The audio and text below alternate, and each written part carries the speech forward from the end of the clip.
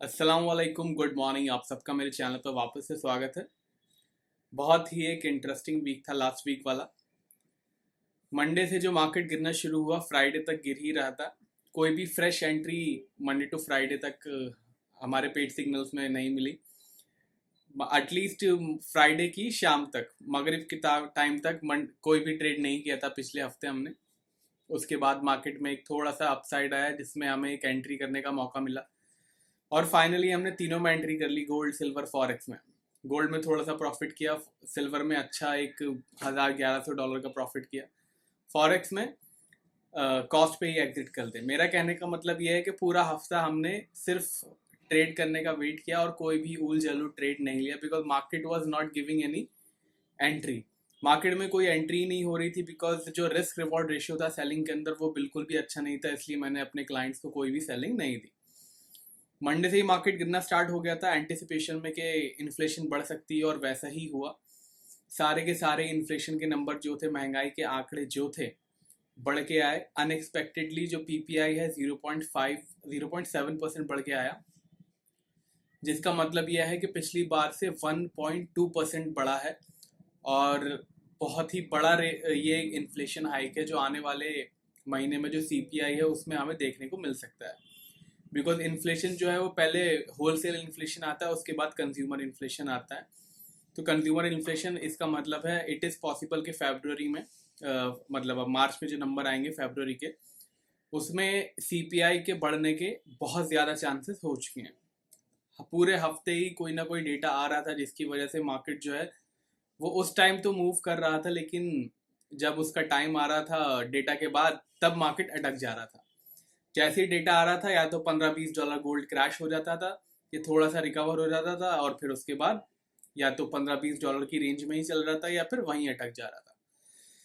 पूरा हफ्ता यही हुआ, पूरे हफ्ता हमें यही परेशानी हुई कि डेटा के टाइम पे मूवमेंट हो रही है और डेटा के बाद कोई मूवमेंट नहीं हो रही है। तो इसीलिए पूरे हफ्ते ट्रेडिंग करने में बहुत ज़्यादा परेशानी हुई।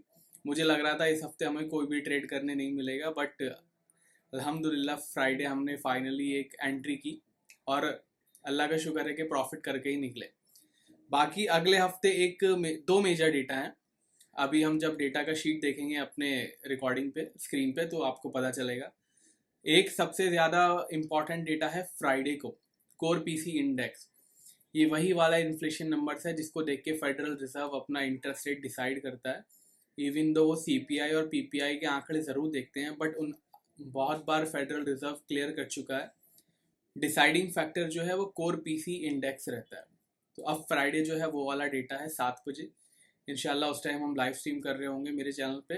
तो अगर आपने चैनल सब्सक्राइब नहीं किया है तो अभी कर लीजिए ताकि आपको नोटिफिकेशन आ जाए। बाकी लाइव डेटा का अपडेट जो है, ब्रेकिंग न्यूज़ का अपडेट जो है, मैं अपने टेलीग्राम और ट्विटर पे दे देता हूँ। तो मेक श्योर आप मुझे वहाँ पे फॉलो करते हैं। एक चीज़ और, कल जब मार्केट पॉजिटिव हुई तो मैंने मार्केट कमेंट्री में आपको बता दिया था, सिल्वर में भी बता दिया था, गोल्ड में भी आपको हिंट दे दिया था कि अब सेलिंग नहीं है, मार्केट मोर और लेस पॉजिटिव जोन में आ चुकी है। सिल्वर में तो एक क्लियर कट पॉजिटिव एंट्री हो गई थी, उसका हिंट मार्केट कमेंट्री में दे चुका था मैं। तो अगर अभी तक आपने मार्केट कमेंट्री ज्वाइन नहीं किया है तो ज्वाइन कर सकते हैं। पेड सिग्नल्स और मार्केट कमेंट्री की जानकारी मेरी वेबसाइट पे अवेलेबल है। वेबसाइट का लिंक डिस्क्रिप्शन के अंदर मैंने दे रखा है। तो चलिए शुरू करते हैं, देखते हैं चार्ट्स पे कि अगले हफ्ते क्या क्या एक्शन हो सकता है। उससे पहले प्लीज़ लाइक ज़रूर कर दीजिएगा वीडियो। आप लाइक करते हो तो ही ज़्यादा वीडियो की रीच होती है और ज़्यादा हमें सब्सक्राइबर्स मिलते हैं। थोड़ा हमारा भी फ़ायदा हो जाता है अगर आप लाइक करते हो तो। चलिए शुरू करते हैं और चलते हैं चार्ट्स पे। तो ये है हमारे गोल्ड का चार्ट। गोल्ड ने 1850 $1845 के नीचे जो है एक वीकली क्लोज दे दिया है। मार्केट कमेंट्री में मैंने फ्राइडे ही बता दिया था कि हम जो है फाइनली वीक जोन में एंट्री कर चुके हैं। इवन दो हमारी एक एंट्री वीक जोन के अंदर हो चुकी है, बट ये जो लास्ट जो दो कैंडल्स है ये थोड़ा सा परेशान कर रहे हैं मुझे। एक तो ये डोजी जो बना है, उसके बाद डोजी के साथ एक जो फॉलोइंग कैंडल बना है ब्लू कलर का, मोरलेस। ये भी अगर आप थोड़ा सा इसको बड़ा करके देखोगे तो ये भी आपको जो है एक हैमर की पोजीशन में दिखेगा। डोजी और हैमर और ग्रेवस्टोन वगैरह का मैं सोच रहा हूँ एक वीडियो बना दूँ। कैंडल स्टिक पे कैसे उसको पहचानते हैं। तो एक थोड़ा सा कंसर्न ये है, इवन दो हमारे सेटअप पे वीक जोन में मार्केट में आ चुका है, बट जिस तरीके से ये दोनों कैंडल फॉलोइंग डोजी और हैमर बना है, उससे थोड़ा सा एक शक आ गया है फर्दर सेलिंग करने का। तो प्लीज़ थोड़ा सा ख्याल रखिएगा फर्दर सेलिंग करने के लिए। या तो फिर ये 1820 के नीचे टूटेगा तो एक फर्दर सेलिंग थोड़ी सी समझदारी वाली बात होगी, या फिर एक बार 1850 के ऊपर क्लोजिंग हो जाती है तो वापस से हमें सेलिंग को थोड़ा सा अवॉइड करना चाहिए। ध्यान रखिए, अगर आप मेरे मार्केट कमेंट्री चैनल पे हो और आपने ऑलरेडी इनिशिएट कर दिए तो मेक श्योर 1850 के ऊपर की क्लोजिंग आप उसका ध्यान रखो, और अगर क्लोज होती है तो फिर आपको एग्जिट करने की सोचनी चाहिए। वैसे मार्केट कमेंट्री में मैंने बताया था वो पॉइंट सारे रेफरेंस के लिए होते हैं, सिग्नल्स जो होते हैं उसकी सर्विस अलग है जो बाई और सेल सिग्नल में देता, तो प्लीज़ ख्याल रखिए। इवन दो वीक जोन में है, नो डाउट हमारा जो एक नॉर्मली जिस तरीके से हम अपना, अगर आप मेरे वीकली या फिर डेली एनालिसिस देखते हो उस सेटअप पे अगर आप जाओगे तो क्लियरली वीक जोन में है मार्केट। बट वीक जोन में होने का मतलब ये नहीं है कि हम ज़्यादा के ज़्यादा सेलिंग कर दें या बाइंग कर दें। We have to check, double check, triple check.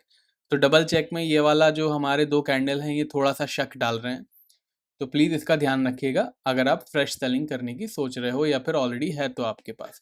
बाकी वीकली एनालिसिस के लेवल्स अभी आपको मिल ही जाएंगे। बाकी मार्केट कमेंट्री पे भी मैं अपडेट करता रहूँगा। वैसे अगले हफ्ते के डेटा जैसे मैंने बताया एक बार देख लेते हैं कौन कौन से हैं, फिर आएंगे वापस से चार्ट पे। सारे के सारे जो है मैं मेजर डेटा ये दिखा रहा हूँ आपको, और जो सारे की टाइमिंग है वो यूएस इंडियन स्टैंडर्ड टाइम ही है। मंडे जो है यूएस की छुट्टी है, आई थिंक प्रेसिडेंट डे है। उसके बाद ट्यूसडे ब्रिटिश की मैन्युफैक्चरिंग और सर्विसेज नंबर्स हैं। उसके बाद यूएस के सर्विसेज और मैन्युफैक्चरिंग नंबर्स भी हैं ट्यूसडे को। वेडनेसडे को एफओएमसी की मीटिंग के मिनट्स हैं। थर्सडे को जीडीपी नंबर्स हैं यूएस के। उसके बाद फ्राइडे को है पीसी इंडेक्स, बहुत इंपॉर्टेंट होने वाला है ये। लास्ट टाइम 0.2% आया था ये, लेकिन इस बार ज़्यादा बढ़ने की उम्मीद है, तो ध्यान रखिएगा। ज़्यादा बढ़ सकता है, और ज़्यादा बढ़ेगा तो गोल्ड के लिए बिल्कुल भी अच्छी बात नहीं होगी, बिकॉज जैसे जैसे वापस से जो इन्फ्लेशन सीप हो रही है, वापस से इन्फ्लेशन बढ़ रही है, वैसे वैसे फेडरल रिजर्व जो हम सोच रहे थे कि 2023 में इंटरेस्ट रेट बढ़ाना रोक देंगे या हो सकता है कट भी कर दें, सारी की सारी उम्मीदें वो हैं ख़त्म हो रही हैं। अगर इन्फ्लेशन बढ़ती रही, थोड़ी थोड़ी सीप होती रही, तो I will not be surprise कि मार्च में जो है वो मैं एक्सपेक्ट कर रहा था कि मार्च में शायद रेट हाइक ना हो, बट जिस तरीके से इन्फ्लेशन बढ़ रही है, I will not be surprise कि मार्च के अंदर 0.5% का रेट हाइक हो जाए, बिकॉज जो पीपीआई के आंकड़े आए हैं वो बहुत ख़राब आए हैं इन्फ्लेशन के जो रिगार्डिंग है, और पीसी इंडेक्स भी ज़्यादा कुछ मदद करने वाला ऐसा लग रहा है कि नहीं है। तो प्लीज़ ध्यान रखिएगा, इन्फ्लेशन जैसे बढ़ेगी वैसे वैसे फेडरल रिजर्व हॉकिश होता जाएगा। हॉकिश फेडरल रिजर्व जो है वो गोल्ड प्राइसेस के लिए बिल्कुल भी अच्छा नहीं है फ़िलहाल के इन्वायरमेंट में। तो अभी लास्ट वीक जो है 2 या 3 फेडरल रिजर्व के मेंबर्स ने बताया। एक ने बोला कि जो लास्ट जनवरी में रेट हाइक होना चाहिए था वो 0.25 की जगह 0.5% होना चाहिए था।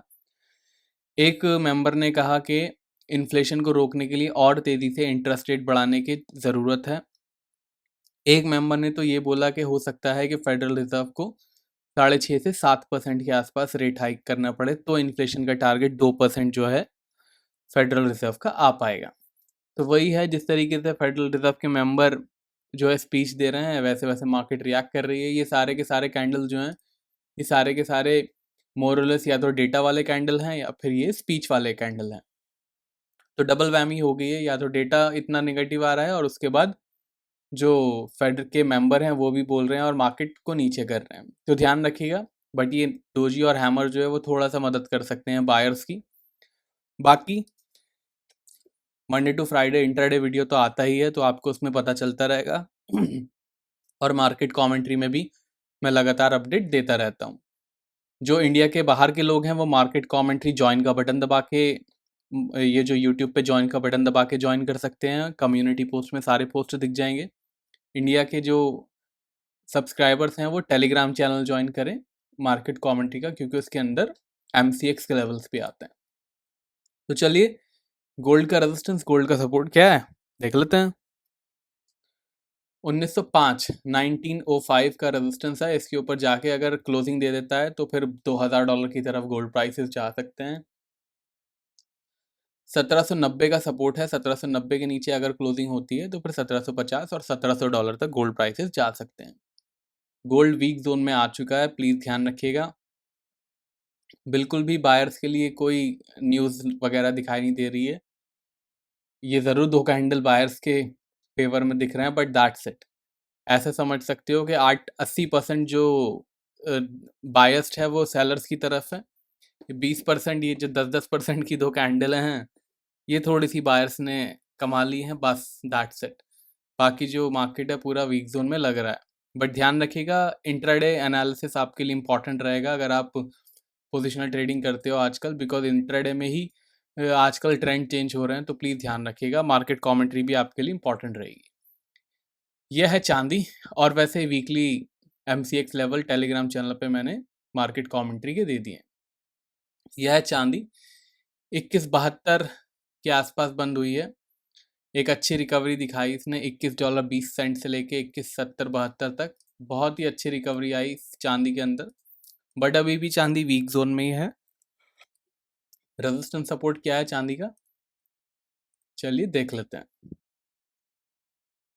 $23.20 का हमारा जो है रेजिस्टेंस है, इसके ऊपर जाके अगर क्लोज दे देता है सिल्वर तो फिर हम $2425 के लिए हो जाएंगे तैयार। सपोर्ट है $20.80 का, 2080 का, 2080 के नीचे $20 और $19 के लिए सिल्वर राइप हो जाएगी, तैयार हो जाएगी। फिलहाल गोल्ड सिल्वर दोनों के दोनों वीक जोन में है। क्रूड ऑयल, क्रूड ऑयल जब जब मुझे लगता है कि फाइनली पॉजिटिव जोन में आ गया, तब तब क्रूड ऑयल के अंदर सेलिंग आ जाती है। बस क्रूड ऑयल बोलता है कि बस टच कर दिया और उसके बाद मार्केट नीचे आ जाती है। 3 या 4 टाइम ऐसा हो चुका है कि क्रूड ऑयल ने वो लेवल टच करने की कोशिश करी है, बट अनफॉर्चुनेटली कहें कि फॉर्चुनेटली कहें कि मार्केट उसको उसको टच नहीं करने देती वो लेवल, और मार्केट नीचे आ जाती है। सपोर्ट है $71 का, 8250 का जो हमारा रेजिस्टेंस है वो अभी भी बरकरार है। ट्रेंड इसका भी वीक है, तो ख्याल रखिएगा। बाकी पेड सिग्नल्स और मार्केट कमेंट्री की जानकारी मेरी वेबसाइट पर अवेलेबल है, वेबसाइट का लिंक डिस्क्रिप्शन के अंदर अवेलेबल है। लाइव डेटा और ब्रेकिंग न्यूज़ का अपडेट मैं टेलीग्राम और ट्विटर पे दे देता हूँ, सामने आपको स्क्रीन पे देख रहा होगा एड्रेस दोनों का, लिंक डिस्क्रिप्शन में भी अवेलेबल है। वीडियो पसंद आया हो तो लाइक शेयर कमेंट कीजिएगा और सब्सक्राइब कर लीजिए ताकि आपको इंट्राडे वीडियो एनालिसिस भी मिल पाए। अब मिलेंगे नेक्स्ट वीडियो में, तब तक के लिए टेक केयर, बाय बाय।